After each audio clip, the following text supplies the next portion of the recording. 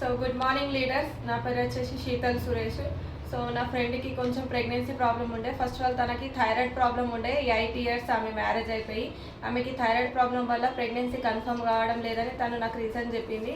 So బయట ఎంత ఆమె చూయించుకున్నా కానీ తనకి రిజల్ట్ మాత్రం రాలేదు. థైరాయిడ్ కూడా తక్కువ కాలేదు.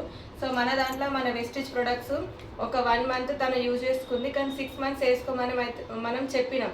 కానీ తనకు 1 మంత్లో రిజల్ట్ వచ్చింది. సో ఒకసారి ఆమె మాటల్లో తనకి అడుగుదాం. సో చెప్పండి మేడం. Good morning leaders. నా పేరు సునీత. నాకు థైరాయిడ్ ప్రాబ్లం అనేది ఉండే. ఇంతకుముందు చాలా హాస్పిటల్లో తిరిగిన థైరాయిడ్ ప్రాబ్లం అనేది ఏం తక్కువ కాలేదు.